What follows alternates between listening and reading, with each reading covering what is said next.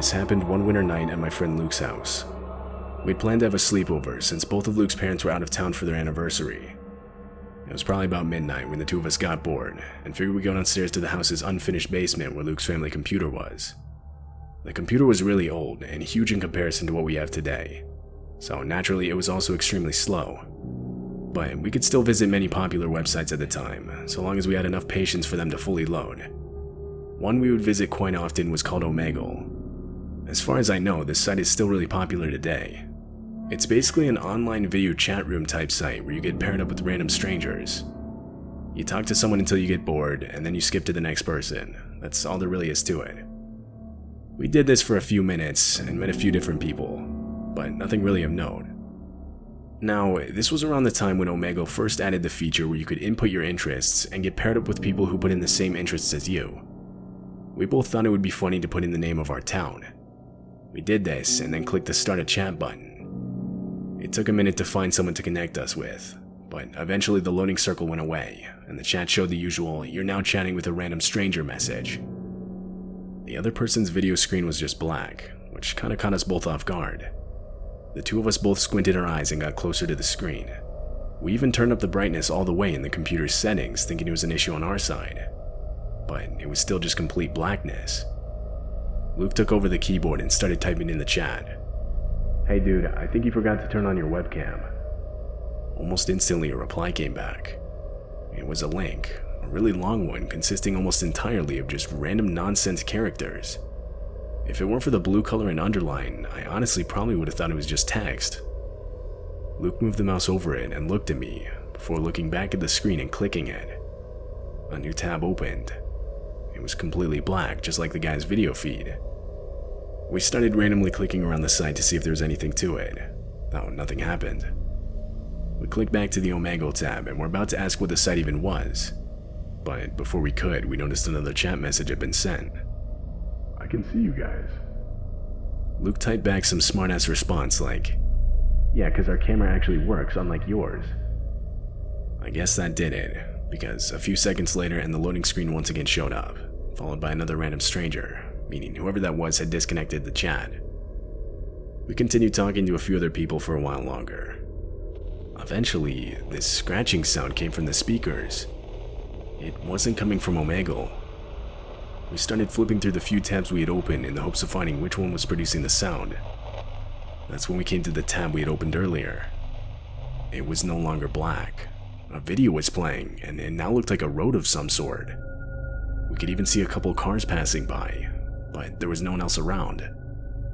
We continued watching as the camera began walking down the street, passing by trees and dimly lit gas stations and closed shops. Finally, the camera turned into a small suburb. My heart dropped when I recognized the location. It was about a quarter mile from where we were. The camera turned from street to street, hiding behind trees and streetlights. Our eyes were glued to the screen as we both prayed it would make a wrong turn. Finally, it rested on one house at the end of a cul-de-sac. It was Luke's house. Luke and I locked eyes with each other. We both sprinted to the top of the stairs and locked the door leading to the basement. We then turned off all the lights down there. When we returned to the computer screen, the camera was now in the backyard. It was like it was searching for something. It then stopped on a flower pot. A hand reached out in front of the camera and pulled out a hidden spare key to the house. Panicked, I held my finger on the power button to the computer and the screen went black. We now sat in complete darkness. We hid under the desk and just listened. The familiar creaking from the back door echoed out from upstairs. Heavy footsteps followed. This had to have gone on for at least 10 minutes, during which there was nothing we could do. The home phone was back upstairs. Eventually, the footsteps came right up to the downstairs door. We could hear the handle slowly turn until it was stopped by the lock. The footsteps walked away and faded into complete silence.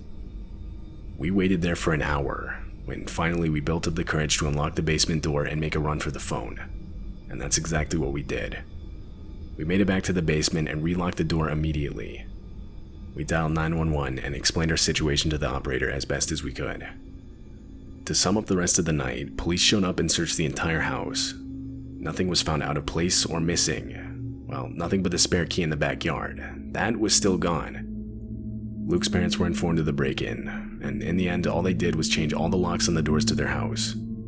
To be honest, I don't think they really ever fully understood the whole situation, or what we saw that night. Luke and I haven't used any kind of online random chat room ever since.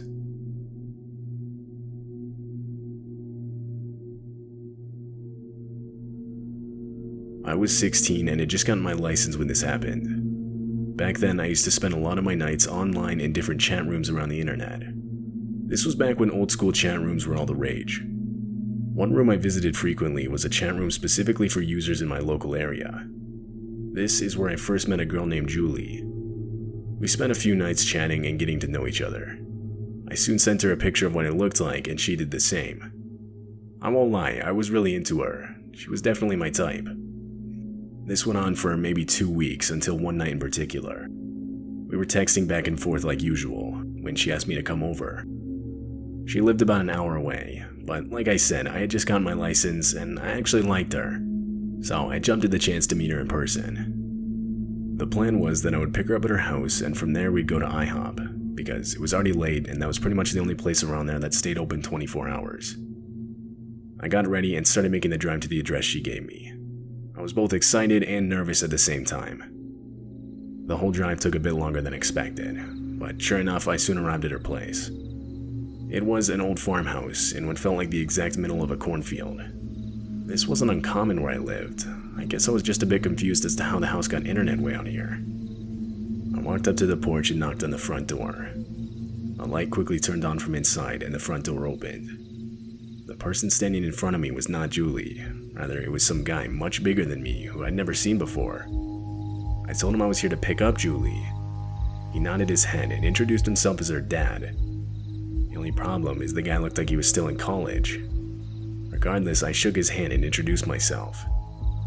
He gestured me inside, and me wanting to make a good impression, I walked in. We sat down in the dining room of the house, and I asked him if Julie was here.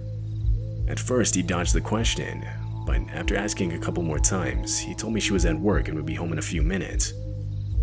Our conversation then veered towards where I live, but he wasn't exactly asking me. He was more so speaking in a way as to confirm this information which I had only told Julie.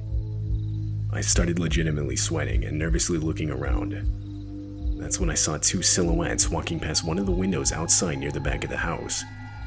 I could tell the man knew I was suspicious, so right then and there I shot up without saying a word and sprinted outside and back to my parked car. There's no doubt I was chased, but I was much faster than the guy. I got in my car and pushed the pedal to the floor back the way I came. Just as I was gaining speed, my headlights revealed a shiny silver object over the floor of the road in front of me. It was a spike strip. I swerved towards the cornfield and somehow was able to miss it. I got back on the road and looked in my rearview mirror.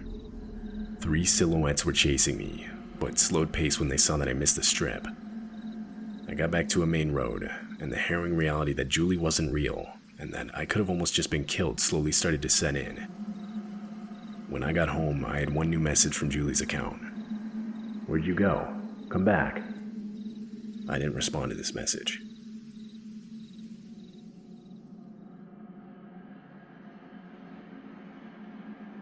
I was in my second year of college at the time. I lived with my dog at a small cheap house that wasn't too far away from my school's campus.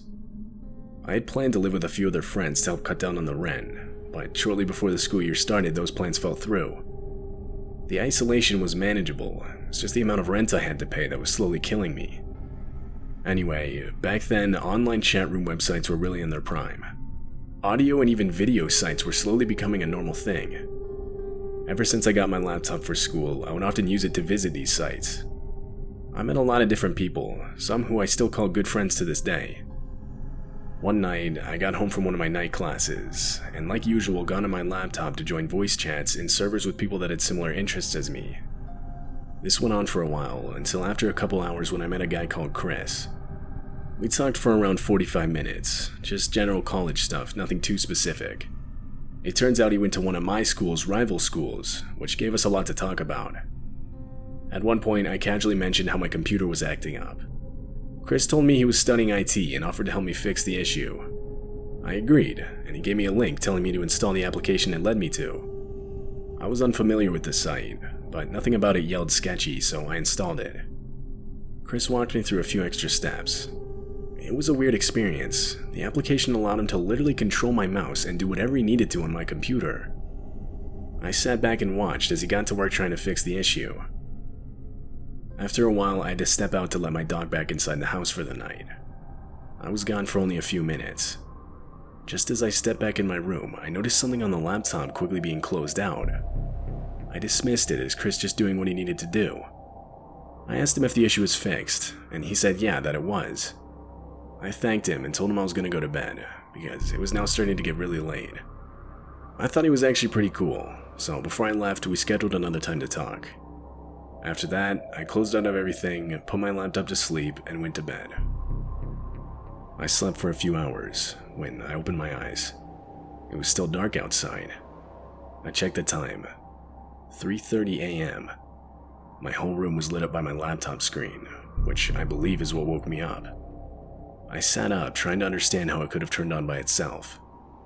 I got out of bed and sat down in front of the screen. It was just sitting there on the desktop showing my background. I tried to move the mouse to put it back to sleep, but it wasn't responding. The mouse was frozen. Frustrated, I began continually clicking the mouse trying to unfreeze it. Nothing was working. An image then popped up and covered the whole screen. It was dark. My eyes had to take a second to adjust to it. Soon, I realized that it was a picture of my empty room, like as if the laptop's camera had taken it. I pressed the escape key. I even tried Ctrl-Alt-Delete, but none of it was doing anything. Then another image appeared. This time it was a picture of me. It looked like it had just been taken. My heartbeat was picking up speed and was getting louder in my ears. I finally looked up at the laptop's camera. The small light next to it was now on, indicating that it was being used. Then a video appeared on the screen with a play button in the middle of it. It was me again, now with a horrified expression on my face. The mouse started moving by itself towards the play button. It clicked it and the video started as I desperately put one hand over the camera and the other holding the power button. I held the power button for about 15 seconds when one final image appeared on the screen. It only showed for a brief second before the laptop finally powered off and the screen went black, but I could still tell exactly what the image was of. It was a low-quality picture of the outside of my house in the dark. I sat there frozen, taking in what I had just seen. Breaking the silence was the sound of my dog aggressively barking from downstairs. Knowing my dog rarely ever does this, I panicked at the thought of someone trying to break into my house. This would never end up happening, however. My dog's barking slowly stopped and the rest of the night was just silence. The next morning, I moved all of my stuff into a hotel and stayed there until I found a new place to live, purely out of fear that someone would come back to that house. I never talked to Chris again, and I still don't know what was done to that laptop. I had school files on that thing that weren't backed up, but I couldn't bring myself to turn it back on. I accepted that they were gone. I ended up setting that laptop on fire and burning it completely.